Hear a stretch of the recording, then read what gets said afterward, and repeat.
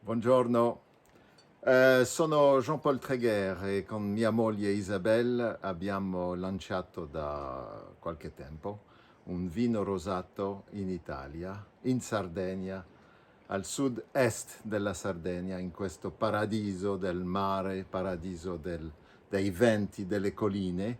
È un paradiso della vigna, tutta questa zona che è la zona di Castiadas, Costa Rey, Villasimius, e abbiamo creato questo So Chic vino rosato di 100% Canonau.